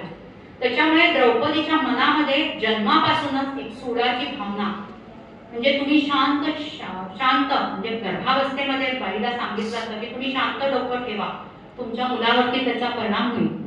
म्हणजे आपण बाईने डोकं का शांत ठेवायचं तर आपल्या गर्भावरती त्याचा परिणाम होत असतो, म्हणून डोकं शांत ठेवायचं. पण त्या पद्धतीने न होता ते अतिशय सुडाने भरलेला तो जो यज्ञ असतो त्या यज्ञातूनच द्रौपदीची निर्मिती झालेली आहे. आणि त्याच्यात सुद्धा द्रुपदाने पहिल्यांदा त्याला फक्त एकच पुत्र हवा होता, दृष्टद्युम्न, म्हणजे तो पण पुत्र होईल. तो द्रौपदीचा त्यांनी नकार दिलेला आहे की नको, मला नको ही मुलगी. मग द्रौपदीला नाईलाज असतं, त्यांना पदरात घ्यावीच लागते. पण मग तो अनेक गोष्टी म्हणतो की हिला अत्याचार वाटायला येऊ दे, तिच्यावर अन्याय होऊ दे, हिला संघर्षच वाटायला येऊ दे. आणि अशा परिस्थितीमध्ये द्रौपदीचं सगळं आगमन झालेलं आहे आणि त्याच्यामुळे द्रौपदीच्या सगळ्या आयुष्यामध्ये संघर्ष, अत्याचार, अन्याय यांची भरपूर तिला सगळं आयुष्यभर मिळालेलं आहे असं आपल्याला लक्षात येतं. या कुठल्याही गोष्टींची कमतरता तिच्या आयुष्यामध्ये नाही आपल्याला लक्षात येतं. फक्त एकच गोष्ट तिला निसर्गाने भरपूर दिलेली आहे ते म्हणजे तिचं अप्रतिम सौंदर्य. पुरळे कुंतल तिचे लांब सडक जमिनीपर्यंत ते डोळत असायचे. तिची म्हणजे हरणाक्षी सुद्धा तिला म्हटलं गेलेलं आहे काही ठिकाणी, हरणासारखे नेत्र, तिची कांती कृष्णकांती होती, ती कृष्णासारखी तिची कांती होती. तर पण अप्रतिम सौंदर्य द्रौपदीला दिलेलं आहे. द्रौपदीचा ज्या वेळेला विवाह ठरतो त्यावेळेला ब्राह्मणाच्या वेशातले असलेले पांडव यांनी अर्जुनाने तो प्रण जिंकलेला आहे. कर्णाने सुद्धा दुर्योधनाच्या वतीने त्या ठिकाणी भाग घ्यायचा प्रयत्न करतो पण ती द्रौपदी त्याला नकार देते. मग कर्णाशी किंवा हिच्याशी त्याचा विवाह होत नाही. हे जरी घटना असल्या तरी सुद्धा अर्जुनाशी जेव्हा तिचा विवाह होतो, म्हणजे अर्जुन जेव्हा तिला प्रण जिंकतो आणि हे सगळे पांडव जेव्हा तिला घेऊन येतात तेव्हा तिला माहितीच नसतं की हे कोण भाऊ आहे, हे तिला माहिती नसतं. आणि कुटीच्या द्वाराशी आल्यानंतर कुंती म्हणते की ती भिक्षा सगळ्यांनी वाटून घ्या. तिला संताप होतो. ती म्हणते मी काय भिक्षा आहे का, मला काय भिक्षा समजले का हे सगळे जण. मग कुंतीचं शांत रूप पाहून ती थोडीशी शांत झालेली आहे द्रौपदी. पण मग आता हे भिक्षा वाटून घ्या, हे काय करणार आहे, काय माझं काय करणार आहे, ते तिला प्रश्न पडतो. आणि मग त्या दिवशी तर काही घडत नाही. दुसऱ्या दिवशी मात्र द्रुपद किंवा दृष्टद्युम्न येतो. महर्षी व्यासांनाही धर्मराज त्या ठिकाणी पाचारण करतात की तुम्ही पण या. आणि मग सगळेजण आल्यानंतर त्या ठिकाणी कुंती पण आहे, सगळे 5 पांडव असतात आणि मग हा विचार विनिमय सुरू होतो की आता तुझं लग्न 5 भावांशी करून द्यायचं नक्की होतं. ती म्हणते हे कसं शक्य आहे. आणि मग व्यास तिला लक्षात आणून देतात की तू मागच्या जन्मी शंकराची भक्ती करत असताना वेगवेगळ्या वैशिष्ट्यांच्या जे वेगवेगळी वैशिष्ट्य असलेल्या तू मागणी केली की माझ्या नवऱ्यामध्ये धर्मासारखं व्यवस्थित नवरा असावा, माझा नवरा शक्तिमान असावा, शक्ती त्याला प्रदान करतो, माझा नवरा धनुर्धारी असावा. तुला जरी एकाच माणसामध्ये ही सगळी लक्षणं अपेक्षित असली तरी प्रत्येक वेळेला शंकराने तुला तथास्तु तथास्तु म्हटलेलं आहे आणि तुला 5 नवरे आता या जन्मामध्ये मिळालेले आहेत. आणि परत एक व्यास तिला लक्षात आणून देतात की गौतमीने सुद्धा 7 ऋषींशी संसार केलेला आहे, गाक्षी म्हणून एक आहे तिने 10 भावांशी संसार केलेला आहे. या पद्धतीचं सत्य व्यासमुनी तिला लक्षात आणून देतात. आणि मग द्रौपदीचा विवाह 5 पांडवांशी करायचा. त्या काळामध्ये अशी प्रथा खरं तर मान्य होती की एक पती आणि त्याच्या मग 5-6 बायका. श्रीकृष्णाला सुद्धा 8 बायका आहेत असं आपण लक्षात घेतो. पण एक पत्नी आणि तिला मात्र 5 पती ही प्रथा त्याही काळात मान्य नव्हती, आता पण नाहीच आहे. पण ही घटना त्याच काळात घडली, ती एकमेव आहे अशी घटना. आणि मग द्रौपदी आणि 5 पांडव. आणि खरं तर कुठेतरी युधिष्ठिराला सुद्धा जाणवलेलं आहे धर्मराजाला की आपल्या 5 भावांना एकत्र बांधून ठेवणारी ही याज्ञकन्या आहे, म्हणून सुद्धा तो विचार त्यांनी पुढे मांडलेला आहे असंही आपल्याला लक्षात येतं. आणि मग ही 5ही भावांची पत्नी म्हणून मान्यता पावलेली आहे. पहिल्या नंतर त्या काही दिवसामध्ये असं वर्णन सापडतं की ती निव्वळ त्यांच्या पायाशी अशी झोपलेली आहे. म्हणजे खरं तर राजघराण्यातली ती कन्या, पण तिने आपल्या नवऱ्याच्या पायापाशी निद्रा घेतलेली आहे आणि त्याच्यामध्ये तिला कुठेही तिला कमीपणा वाटलेला नाही असंही आपल्याला कुठेतरी लक्षात येतं. अशी द्रौपदी. पण महाभारताच्या त्या सगळ्या त्याच्यानंतर तिने पांडवांना सांगितलेलं आहे प्रत्येक वेळेला की कुठल्याही प्रकारचं आपल्याला न्यायानुसारच आपल्याला वागायचं आहे. त्याच्यानंतर जेव्हा प्रत्यक्ष द्रौपदी वस्त्रहरणाचा जेव्हा प्रसंग घडलेला आहे, अतिशय लांछनास्पद आणि अतिशय म्हणजे काय म्हणून त्याला घृणास्पद प्रकार घडलेला आहे. तर त्या ह्याच्यामध्ये द्रौपदी खरं तर त्या सभागृहामध्ये अनेक विद्वान, अनेक पंडित म्हणजे विष्णू हजार आहे, द्रोणाचार्य, कृपा आहे, कृपा आहे, हिचे सगळे नवरे हजर आहेत आणि तरी सुद्धा द्रौपदीचं वस्त्रहरण कोणीही टाळू शकलेलं नाही. आणि त्याचा तिला प्रचंड संताप आले. दुःशासना तिला निर्वस्त्र कर हे दुर्योधनाचे शब्द ती अजन्म लक्षात ठेवलेले आहेत तिने. आणि इतके लक्षात ठेवलेले आहेत की त्याच्यानंतरच्या काळामध्ये वस्त्रहरण घडल्यानंतर त्यांना जेव्हा बाहेर पडायचं असतं, 12 वर्ष वनवास आणि 1 वर्ष अज्ञातवास त्यांच्या वाट्याला आलेला आहे. त्या 12 वर्ष म्हणजे कदाचित हे द्रौपदी वस्त्रहरणाचा प्रसंग पांडव विसरू शकत असतील. म्हणजे 13 वर्षांचा हा काळ काही खूप कमी नव्हता. म्हणजे त्यांना विसरायचं असेल तर ते विसरू शकत होते. म्हणजे त्याच्या निदान धूळ तरी जमू शकली असती. पण द्रौपदी हे विसरू देत नाही त्यांना अजिबात. 12 वर्षांच्या काळात ती प्रत्येक वेळेला प्रत्येक पांडवाला तिने छळलेलं आहे. ती धर्माला म्हणते कुठे गेला होता तुझा धर्म? ज्यावेळेला माझं वस्त्रहरण चाललेलं होतं त्यावेळेला तुझा धर्म कुठे होता? देवा ब्राह्मणांना समक्ष ठेवून साक्षी ठेवून माझं रक्षण करायची जबाबदारी तू घेतली होतीस, कुठे होता तुझा धर्म? ती भीमाला म्हणते तू हिडिंब राक्षसाला मारलंस, बक्कला मारलंस, किरमिला मारलंस, पण माझं रक्षण तू करू शकला नाहीस. काय होतं तुझ्या ताकदीचा? मला काय उपयोग झाला? अर्जुनाला ती म्हणते तुझा धनुर्धारीपणा मला काय उपयोग आहे? तुझा धनुर्धारी असण्याचा माझं रक्षण तू केलेलं नाहीयेस, तू करू शकलेला नाही आहेस. नकुल सहदेवाला पण ती तशीच वेठीला पकडते. इतकंच काय, तिने त्या 12 वर्षांच्या काळामध्ये युधिष्ठिर धर्मराजाला एक अक्षर हृदय म्हणून एक युद्धातला एक प्रकारे तो तिने शिकायला भाग पाडलेला आहे त्याला की न जाणं इथून पुढे आपल्याला परत तशाच प्रसंगाला परत सामोरं जायची वेळ आली तर तुझ्याकडे ते गीताचं सगळं ज्ञान असलं पाहिजे. अक्षर हृदय म्हणून तर एक मोठा प्रकार आहे गीतामधला, तो तिने धर्मराजाला शिकायला भाग पाडलेला आहे. इतकी की द्रौपदीने ह्या सगळ्या पांडवांना त्यांच्यातली ती सगळी आग कशी जळती ठेवायची, कसा तो अग्नी विझू द्यायचा नाही याची तिने काळजी घेतलेली आहे. फक्त द्रौपदी शेवटच्या काही दिवसांमध्ये मात्र कोसळलेली आहे. ते म्हणजे तिच्या पुत्रांचं जेव्हा अश्वत्थामा झोपेमध्येच त्यांना मारून टाकतो, तेव्हा मात्र द्रौपदी कोसळलेली आहे. आणि ती श्रीकृष्णाला विचारते, काय हे सगळं माझ्याच वाट्याला आलं रे वासुदेवा, हे का सगळं माझ्याच वाट्याला आलं? आणि मग श्रीकृष्ण तिला म्हणतो की तसंही तुझं आयुष्य, तुझं भविष्य हेच होतं. तुझ्या आयुष्यात संघर्ष, संघर्ष म्हणजे द्रौपदी, द्रौपदी म्हणजे संघर्ष, तुझ्यावर अन्याय अत्याचार होणारच होते, हे सगळं तुझं भविष्य होतं. पण मग द्रौपदी त्याला म्हणते की माझ्या पुत्रांना ज्यांनी मारलं त्याला मात्र तू आता शासन कर. आणि मग श्रीकृष्ण अश्वत्थामाकडे जातो आणि म्हणतो, ज्या मृत्यूला जेवढं तू थैमान घातलेला आहेस तो मृत्यू मी तुझ्यापासून हिरावून घेतो. तू इथून पुढे तू मृत्यूची याचना करशील, पण तुला कोणीही मृत्यू प्रदान करणार नाही. आणि मग तो मणी त्या खेचून घेतो अर्जुन आणि अश्वत्थाम्याला तो शाप देतो श्रीकृष्ण. आणि अजूनही आपल्याला अजून सुद्धा पुष्कळ ठिकाणी बातम्या येतात की बऱ्हाणपूर जवळ किंवा ते आसिरगड पाशी अश्वत्थाम्याचा आत्मा फिरतो आहे मृत्यूची याचना करत, अशा आपल्याला अजूनही काही ठिकाणी वार्ता कळतात. तर अशी ही द्रौपदी. आणि त्याच्यानंतरच्या काळामध्ये द्रौपदीने पांडवांना घेऊन त्याच्यानंतर ती हस्तिनापुरामध्ये आलेली आहे. ते सगळेजण हे सगळं झाल्यानंतर हस्तिनापुरामध्ये ती आलेली आहे आणि त्या ठिकाणी जवळजवळ 36 वर्ष म्हणजे 3 तप त्यांनी राज्य केलेलं आहे. पण हे 3 तप मात्र द्रौपदीला असं वाटतं की माझ्याकडून जर कधी काळी माझ्याकडून ते युद्ध घडलं गेलं नसतं तर, पण मग ती श्रीकृष्णाला म्हणते माझ्याकडून ते युद्ध घडलं ही चूक झाली, म्हणजे मी त्याला उद्युक्त केलं ही चूक झाली, पण माझं जर वस्त्रहरणच घडलं नसतं तर ही वेळच आली नसती.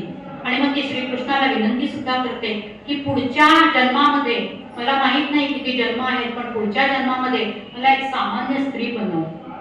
मला भलेही भीमासारखा शक्तिमान नवरा नाही मिळाला तरी चालेल, अर्जुनासारखा धनुर्धारी नाही मिळाला तरी चालेल, धर्मराजासारखा धर्माचंच पालन करणारा नवरा नको मला, पण मला एक शांत स्थिर आयुष्य जगायचं आहे आणि तेच आयुष्य मला तू प्रदान कर, अशी ती श्रीकृष्णाला विनंती करते. आणि श्रीकृष्ण सुद्धा तिला तसंच सांगतो आणि दोघे जण ते श्रीकृष्णानंतर द्वारकेला निघून गेलेला आहे.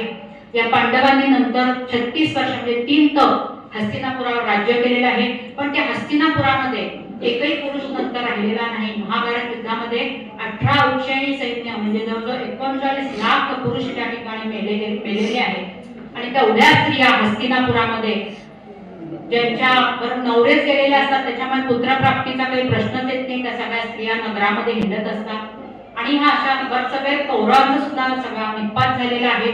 आणि अशा प्रकारचं आता आपल्याला राज्य करायचं ही कल्पना सुद्धा द्रौपदीला नंतरच्या काळामध्ये असह्य वाटलेली आहे.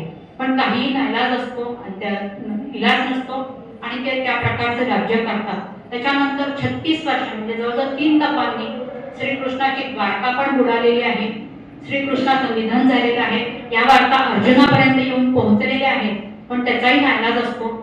आणि मग नंतर मात्र पांडव विचार करतात की आता आपण वानप्रस्थाश्रमासाठी सिद्ध व्हावं. आणि मग उत्तरेचा आणि अभिमन्यूचा मुलगा जो परीक्षित, त्याचं निधन झालेलं आहे. तक्षक राजाने त्याला दंश केल्यामुळे त्याचंही निधन झालंय. त्याचा पुत्र जनमेजय ह्याच्या स्वाधीन सगळं राज्य करतात श्री पांडव. आणि मग युयुत्सुला मार्गदर्शक म्हणून नेमतात आणि ते सगळेजण स्वर्गारोहणासाठी बाहेर पडतात. आणि त्या स्वर्गाच्या वाटेवरती सगळे हे पांडव असतानाच पहिल्यांदा पडते द्रौपदी. आणि ती पडते आणि ती पूर्ण म्हणजे तिचं निधन झालेलं नसतं, थोडीशी ती अशी अधमुरी असते आणि थोडीशी शुद्धीवरही असते. आणि तिच्या कानावर धर्मराजाचे शब्द पडतात की द्रौपदी आपल्या 5 जणांची जरी पत्नी होती तरी सुद्धा तिच्या मनामध्ये 1% का होईना अर्जुनाबद्दल जास्त प्रेम होतं. हा एकच प्रमाद तिच्याकडून घडला. आणि द्रौपदीला त्याही वेळेला असं वाईट वाटतं की आता या स्वर्गाच्या वाटेवर सुद्धा माझ्या प्रमादांवरती हे बोट ठेवत आहे. आणि मग द्रौपदीचं त्या ठिकाणी निधन झालेलं आहे. पुढे जाऊन भीमाचं निधन होतं. धर्मराज म्हणतो की याला याच्या शक्तीचा गर्व होता. अर्जुनाचं निधन होतं, याला याचा धनुर्धारी असण्याचा गर्व होता. नकुल सहदेव यांना यांचा सौंदर्याचा किंवा धनुर्धारी म्हणजे योग म्हणजे औषधी ह्याच्यामध्ये धनुर्धारी असतात त्यातला एक जण, त्याचा हे होता गर्व होता. अशा सगळ्यांचं निधन होतं. आणि धर्मराजाबरोबर एक श्वान मात्र या पूर्ण वाटेवरती असतं. धर्मराजाला स्वर्गाचं दार उघडलं जातं आणि त्याला म्हणतात की तू एकटाच आतमध्ये यायचं, या श्वानाला आतमध्ये घ्यायचं नाहीस. धर्मराज त्याही ठिकाणी धर्माचं पालन करतो, म्हणतो मी एकटा आतमध्ये येणार नाही. त्या श्वानाला जर प्रवेश नाकारला तर मी एकटा आतमध्ये येणार नाही. आणि मग अचानक त्या ठिकाणी यमराज प्रकट होतात आणि धर्मराजाला आतमध्ये घेतलं जातं. असा द्रौपदीचं हे निधन झालेलं आहे. आज या ठिकाणी वेळेची मर्यादा लक्षात घेऊन आपण या अनेक मातांपैकी फक्त 6 माता आपण जाणून घेतल्या. आपण मला या ठिकाणी बोलावलं त्याबद्दल मी आपल्या सर्वांची अतिशय मनपूर्वक आभारी आहे. परत एकदा आपल्याला महाभारतातल्या स्त्रिया, म्हणजे आता ह्या महिन्यात आपण स्त्रिया हा मेन विषय घेतल्यामुळे सगळ्यांना म्हणजे बायकांच्या दृष्टीने इंटरेस्टिंग विषय आहे. पण आज खरंच म्हणजे खूप परत महाभारत आम्हाला पूर्ण आमच्या डोळ्यासमोर उभं राहिलं. म्हणजे अगदी गंगेपासून ते आता शेवटच्या जवळपर्यंत अजून पण बऱ्याच स्त्रिया आहेत, पण त्या म्हणाल्या 6 स्त्रिया महत्वाच्या ज्या आपल्याला नेहमीच माहिती आहे. पण तरी सुद्धा त्या स्त्रियांचे अजूनही काही असे छुपे काही गुण किंवा काय असं ते आपल्याला समजलं. महत्वाचं म्हणजे माण हा जो आपल्या बॉर्डरवरचं गाव आहे, अजूनही आहे ते, कारण त्याचे आघात करतात त्यांना त्या माण गावात नेऊन आणतात. तर तशी आपली हद्द आहे भारताची असं म्हणतात. तिथे हे महाभारत लिहिलं गेलं तिथल्या गुहेत, हे मला आज कळलं. व्यास आणि गणपती त्या गुहेत माझ्या माहिती त्याच्या बऱ्याच थोड्याफार माहिती मला मिळाल्या आणि मी आपल्या ज्ञानात करतो. नंतर आपण महाभारत ही सिरियल तर बघितली आहे टीव्हीवर सगळी. म्हणजे खरंच खूप म्हणजे जसं रामायण प्रसिद्ध होतं तसं त्यांचं महाभारत पण प्रसिद्ध होतं आणि सगळेजण अगदी खिळून बसायचे टीव्ही समोर. तर त्याप्रमाणेच म्हणजे ते जसं आपण रंगून बघितलं तसंच आम्ही रंगून ऐकलं. म्हणजे खूप शॉर्ट मध्ये करताना वेळेची मर्यादा असल्यामुळे पण जे स्त्रियांचं महत्व त्यांनी अधोरेखित केलं ते खूप महत्वाचं आहे की त्यांच्यापासून आपण काय घ्यायचं. म्हणजे आपण एक एक गुण त्यांच्याकडे घेतला पाहिजे. नुसतं आपण कथा ऐकायची सोडून द्यायची असं न करता की आता गंगाने काय केलं. गंगा सत्यवती, नंतर गांधारी, कुंती आणि द्रौपदी, ह्या 6 बायकांकडनं आपण काय शिकायचं. तर ते त्यांनी खूप छान सांगितलं की धैर्य सोडायचं नाही. नंतर आपण आलिप्तपणाच्या आता 60 नंतर आपण सगळ्या 60च्या वरती आहोत, त्यामुळे आलिप्तपणा शिकता आला पाहिजे. कौटुंबिक ह्याच्यापासून आपला थोडा इंटरेस्ट कमी करून आपण आपलं जरा उद्दिष्ट ठेवलं पाहिजे की नाही गुंतून राहायचं. ठरवतो आपण, नुसतं म्हणतो, होत नाही. ती पण गोष्ट खरी आहे. पण जेव्हा आपण म्हणू तेव्हा निदान 10% तरी आपल्या असणं होईल असं वाटतं. तर खूप रंगवून तुम्ही तुमच्या गोष्टी सगळ्या सांगितल्या, यांच्या कथा ऐकल्या आणि आम्हाला तो सगळा जीवन पण त्या महाभारतातल्या स्त्रियांचा आम्हाला डोळ्यापुढे खरोखर उभं राहिला. तर खूप खूप आभारी आहे तुमची. तुम्ही इथे आलात आणि आम्हाला सगळा महाभारत उलगडला. एक चलत चित्र आपल्या समोर उभं राहील. धन्यवाद. आता आपण त्यांचा सत्कार करूया. म्हणजे ह्यांना 2दा म्हणजे कॅन्सर सारख्या उद्धट रोगात आपण नुसतं कॅन्सर म्हटलं तरी आपल्याला भीती वाटते. ह्यांनी तसं त्यांचा सामना करून त्या आज एवढ्या म्हणजे फिनिक्स पक्षाप्रमाणे ह्यांनी असं भरारी घेतली. म्हणजे हे पण ह्यांच्याकडनं आपण गुण घ्यायला पाहिजे. कुठल्याही गोष्टीचा सामना करायला पाहिजे. खूप महत्वाची गोष्ट आहे. आणि आजकाल आपण इतकं गोष्ट ऐकतो नुसतं कॅन्सर म्हणलं की घाबरतो. तर तसं न करता यांचं खरंच उदाहरण आपण डोळ्यासमोर ठेवायला पाहिजे. आणि अशा उत्कृष्ट त्यांच्या हातून लेख लिखाण आणि म्हणजे व्याख्या असं सगळे गुण त्यांचे बाहेर पडले की ह्या सगळ्या सामना करून सुद्धा खूप विशेष म्हणजे कौतुक आहे तुमचं. तर आता मी आपल्या अध्यक्ष दिनाचंही देसाई त्यांना त्यांचं फुल आणि निधीन स्वागत करतो. खूप छान. तुम्हाला दुसऱ्या हो ना, माहिती नव्हतं त्याच्यामुळे तेव्हाही तुमचं होतं. हे खूप मोठी गोष्ट आहे दुसऱ्यांदा. आणि मेन म्हणजे ते किंमत संपल्याबरोबर परत लिखाणाला सुरुवात केली. एवढं म्हणजे यांच्यापासून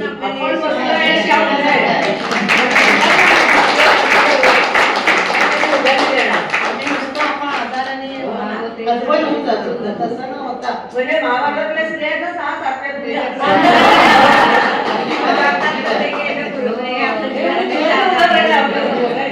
फक्त उपदेश नाही तर ते अंगीकारतात. खूप खूप धन्यवाद.